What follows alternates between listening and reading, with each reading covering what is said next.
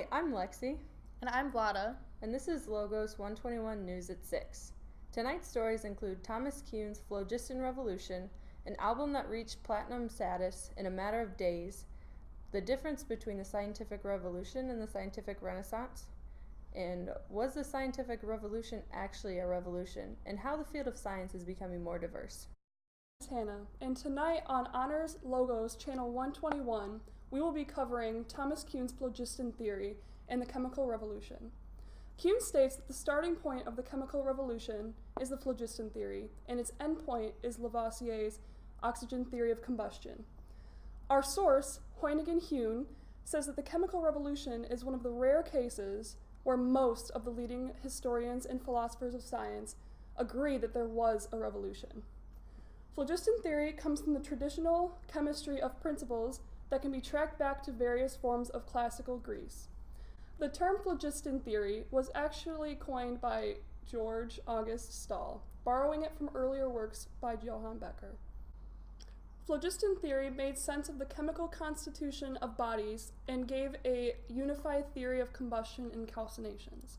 Combustion of inorganic and organic substances and calcinations are decomposition processes in which the substance loses phlogiston. Phlogiston could also be used to explain metallization of calxes. By the latter phases of the phlogiston paradigm, it was seen less and less as a principle and more as a chemical substance. In fact, Henry Cavendish felt that he had isolated it when he isolated hydrogen. By 1800, chemistry was marked differently and more recognizable to a modern chemist. Combustion and calcinations that had been seen as decompositions were now seen as combinations with oxygen. The one significant achievement that has persisted from the phlogiston theory was the viewpoint that combustion and calcinations were essentially the same chemical process. Stay tuned for a pop culture update with Maggie. Thanks, Hannah, and what a wild ride it has been. Since their album Honors Wrapped dropped, the Honors 121 students have reached platinum record status, with the track Dear Song.M4A selling over 1 million copies. These now legendary students say that the song was inspired by their spring term Logos teacher kicking everyone out of the class. Well, if there's one thing besides God that's perfect, it's this album. Let's take a listen to these honors students spitting some straight fire.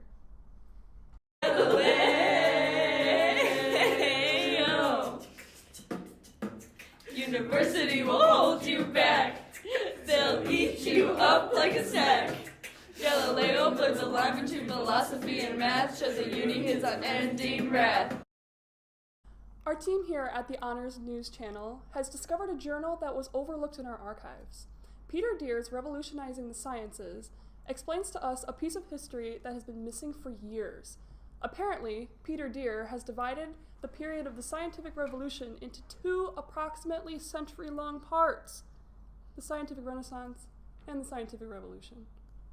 Cassidy, can you please explain to me? Okay. Well, the renderings from Deer's journal, Revolutionizing the Sciences, has the 16th century known as the Scientific Renaissance, during which Greece and Rome were still seen as models to be emulated focus on traditions and texts of antiquity. The 17th century, also known as the Scientific Revolution. In this era, newly developed knowledge was felt to surpass the ancient achievements. During this period, we see the displacement of scholastic Aristotelian orthodoxy from its primacy. You heard it here first, folks. It isn't just a scientific revolution, but also a scientific renaissance. Next, we'll go out to the field to see what our reporters have been up to. Hi, Lexi.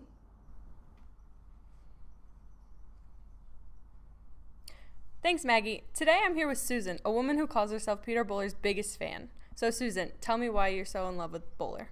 Well, I just love his book, Making Modern Science, a Historical Survey, because I think it's fascinating. So, why do you think it's so fascinating? Well, he makes a lot of intriguing claims, especially in Chapter 2, when he goes against tradition and says that there was no scientific revolution. I know. So, he starts off by talking about the shift away from the Aristotelian view of the universe, geocentrism and all. He explains how people like Tycho and Johann Kepler changed how we see the universe, and then finally, he talks about Newton, who wrote the Principia and optics, of course, and how he really believed that mathematics ought to be the language of science. I know, really fascinating stuff. Anyways, he concludes by saying there was no scientific revolution. So why does he say that? He says that, if you think about it, the so-called scientific revolution was definitely not unique in how it improved the world. Stuff like that happened all the time. He says that there was no specific beginning or end to the revolution, and that what emerged from it totally wasn't modern science how we see it today. Oh, well, thank you, Susan. I'm Lexi. This is Logos 121 News. Back to you in the studio.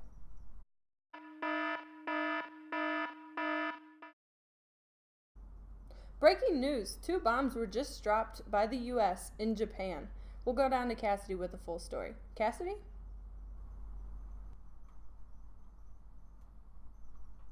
Thanks, Lexi.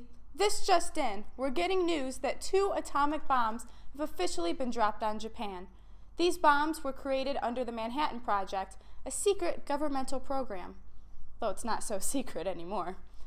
A team led by J. Robert Oppenheimer worked with nuclear fission, uranium-235, and plutonium to build these destructive devices. The first successful test of the plutonium bomb was executed in early July 1945 at the Trinity test site in New Mexico by Los Alamos. It was then that the bombs were known to be ready. On August 6, 1945, a uranium gum bomb nicknamed Little Boy was dropped on Hiroshima with a blast yield of about 15 kilotons. This bomb had multiple mechanisms put into place so that it would detonate at a height above ground so that it would maximize the blast radius and damage. Not long after, a plutonium bomb using the method of implosion was dropped on Nagasaki with an approximate blast yield of 22 kilotons. This has been Cassidy, Honors Logos 121 News.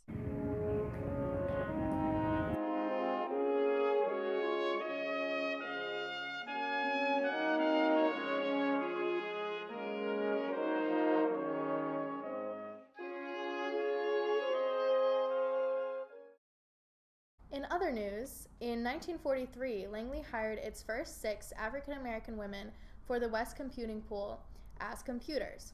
These were Dorothy Vaughan, Miriam Mann, and Dorothy Hoover, to name a few. Their number quickly grew to 20, many of whom later integrated into engineering groups and even later into NASA's space operations. Dorothy Vaughan had a teaching job, which offered prestige and was considered a good black job, but the compensation was quite modest, so she had to pick up a laundry job on the off-season. Dorothy came to the Langley Memorial Aeronautical Laboratory in 1943 during the height of World War II. That caused her to leave her position as a math teacher at Robert Russa Moton High School in Farmville, Virginia, to take what she believed would be a temporary war job. 2 years after President Roosevelt signed Executive Order 8802 into law, prohibiting racial, religious, and ethnic discrimination in the country's defense industry, the laboratory began hiring black women to meet the skyrocketing demand for processing aeronautical research data. Dorothy Vaughan was assigned to the segregated West Area Computing Unit, an all-black group of female mathematicians who were originally required to use separate dining and bathroom facilities. Mary Jackson, who later joined the West Computing Pool, earned a degree in math and physical science and worked as a math teacher at a black school in Maryland. After leaving her job and working multiple other jobs, she ended up at Langley. After 2 years in the computing pool, Mary Jackson received an offer to work for engineer Kaz Zarnecki in the 4-foot by 4-foot supersonic pressure tunnel, a 60,000 horsepower wind tunnel capable of blasting models with winds approaching twice the speed of sound. Zarnecki offered Mary hands-on experience conducting experiments in the facility and eventually suggested that she enter a training program that would allow her to earn a promotion from mathematician to engineer. Trainees had to take graduate-level math and physics in after-work courses managed by the University of Virginia.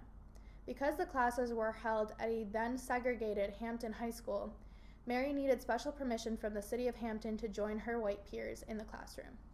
Never once to flinch in the face of a challenge, Mary completed the courses, earned the promotion, and in 1958 became NASA's first black female engineer. Along with Mary Jackson, Katherine Johnson Goebel was also recruited by West Computing Pool. Her brother-in-law informed her of a better paying job.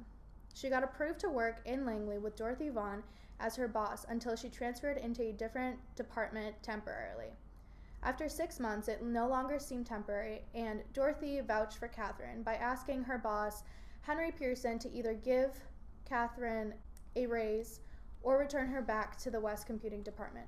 Pearson then offered Katherine a permanent position on his team. Katherine played a part in finding the cause behind a Piper propeller plane falling out of the sky. Her calculations determined that another plane had created turbulence that lasted long enough to throw the small plane off its course. This then helped create greater regulations for air travel. Thank you for watching Logos 121 News. We'll see you next century. Can I eat this after? Go for it. Great.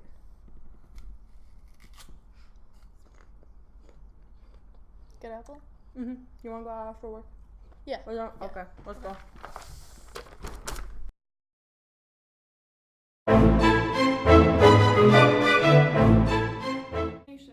Were essentially the same chemical process.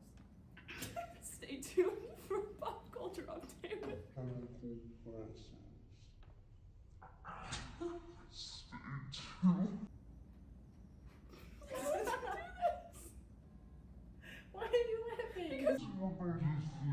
laughing?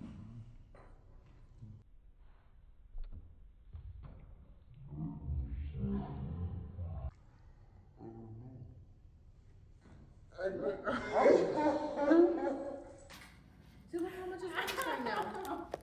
You did it, Guada. Wait, Cassidy. Wait.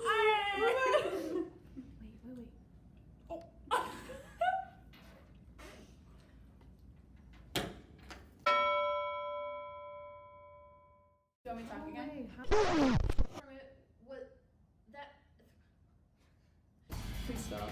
Please stop. Please stop. Please stop. I think, therefore I am.